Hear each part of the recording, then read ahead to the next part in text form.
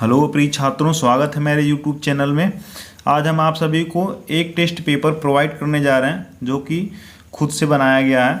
ये आपका प्रश्नावली 1.1 से लेके 3.3 तक की सवाल से लिया गया है। ठीक है, प्रश्नावली 1.1 से प्रश्नावली 3.3 तक में से सवाल को लिया गया है। ये इम्पोर्टेंट जो सवाल था उसे छांट करके एक टेस्ट पेपर के रूप में बनाया गया। इसे आप ज़रूर हल करिएगा और सीमित समय में करिएगा। कोशिश करिएगा कि एक क्वेश्चन में केवल ज़्यादा से ज़्यादा 5 मिनट जाए। ठीक है, देखिए आपका पहला प्रश्न है, यूक्लिड एल्गोरिथम के प्रयोग से निम्न का एचसीएफ ज्ञात करना है, यानी आपको इस सवाल का एचसीएफ निकालना है। ठीक है, और इसी प्रश्नावली से आपका ये प्रश्न भी है कि दर्शाइए कि कोई धनात्मक विषम पूर्णांक 6q+1 या 6q+3 या 6q+5 के रूप का होता है जहाँ q कोई पूर्णांक है। ठीक है, देखिए तीसरा आपका यूक्लिड विभाजन प्रमेयिका का प्रयोग करके दिखाइए कि किसी धनात्मक पूर्णांक का घन 9m, 9m+1 या 9m+5 5 नहीं है 8 है, ये 8 के रूप का होता है। ठीक है, देखिए 9m, 9m+1 या 9m+8। ठीक है, ये 9m+8 के रूप का होता है। फिर अगला देखिए 3x⁴ + 6x³ + -2x² - 10x - 5 के अन्य सभी शून्य ज्ञात कीजिए यदि इसके दो शून्य कड़ी में 5/3 और माइनस कड़ी में 5/3 है। ठीक है, यदि आपका देखिए दो शून्य दिया गया तो आपको दो अन्य शून्य जो है वो निकालना है। ठीक है, आप क्या करेंगे, इसे सवाल में पढ़ाया है हम। ये आपकी प्रश्नावली 2.4 की शायद सवालें हैं। ठीक है, 2.3 या 4 में है ये सवाल। आप इसे देखिएगा और अच्छे से हल करिएगा, बहुत इंपॉर्टेंट सवाल है ये। ठीक है, आपको क्या करना बताएं सब प्रोसेस। आपको इसे यक्स और यक्स का दोनों शून्यक ले लेना। उसके बाद इससे आपका बनेगा यक्स 3x - 5 से भाग 3x² - 5 से इसमें भाग देना है तो दो शून्यक मिलेगा आपका, दोनों शून्यक x बराबर एक -1 दोनों मिलेगा आपको। ठीक है, x का दोनों -1 मिलेगा। फिर आप करेंगे, नहीं समझ में आएगा तो आप वीडियो में जाके ज़रूर देख लीजिएगा, बताएं भी हैं। देखिए अगला आपका निम्न बहुभुतों का भाग देकर भागफल तथा शेषफल ज्ञात कीजिए। ठीक है, इसका आपको इसमें भाग देके भागफल और शेषफल बताना है। आपका देखिए x³ - 3x+1 है, भाग देना है x⁴ - 4x³ + x² + 3x+1।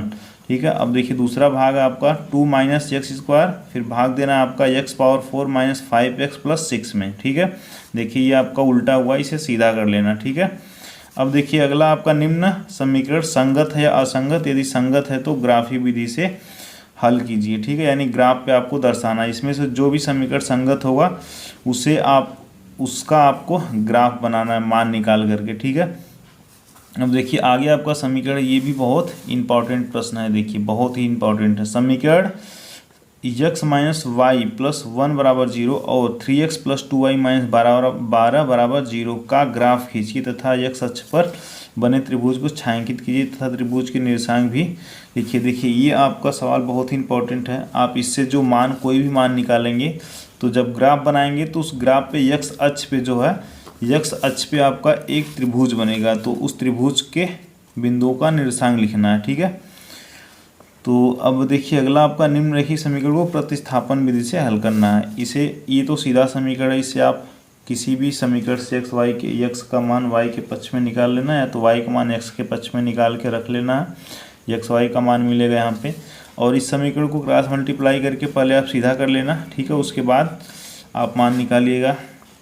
अब देखिए एक आपका ये भी मोस्ट इम्पॉर्टेंट सवाल है, 2x + 3y = 11 और 2x - 4y = -24 है को कीजिए। और ठीक है, इसे हल करना है और इससे आपको x और y का मान निकाल करके और इस समीकरण में आपको रख देना है तो आपका m का मान मिल जाएगा। ठीक है, अब देखिए मोस्ट इम्पॉर्टेंट सवाल है ये वाला, दो संपूरक कोणों में बड़ा कोण छोटे कोण से 18 डिग्री अधिक है, उन्हें ज्ञात कीजिए। देखिए ये सवाल ध्यान से पढ़िएगा क्योंकि एक समीकरण आपका यहीं से बन रहा है, दो संपूरक कोण।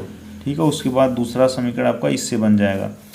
अब देखिए अगला इम्पोर्टेंट सवाल आपकी है, एक नगर में टैक्सी के भाड़े में एक नियत भाड़े के अतिरिक्त चली गई दूरी पर भाड़ा सम्मिलित किया जाता है। 10 किलोमीटर दूरी के लिए भाड़ा 105 है तथा 15 किलोमीटर के लिए भाड़ा 155 है। नियत भाड़ा तथा प्रति किलोमीटर भाड़ा क्या है? एक व्यक्ति को 28 किलोमीटर यात्रा करने के लिए कितना भाड़ा देना पड़ेगा? देखिए सवाल में यहाँ पे 25 है, लेकिन हम अपने से 28 कर दिए हैं। तो आप जैसे 25 किलोमीटर निकाल रहे हो वैसे 28 का भी निकलेगा, कर लीजिएगा। अब देखिए 12वां आपका, यदि किसी भिन्न के अंश और हर दोनों में 2 जोड़ दिया जाए तो वह भिन्न 9/11 हो जाता है। यदि अंश और हर दोनों में 3 जोड़ दिया जाए तो वह भिन्न 5/6 हो जाता है। तो वह भिन्न ज्ञात कीजिए। ठीक है, आप इसमें x y मान लेना आंसर को और करिएगा। अब अगला देखिए, 5 वर्ष बाद जैकब की आयु उसके पुत्र की आयु से 3 गुनी हो जाएगी।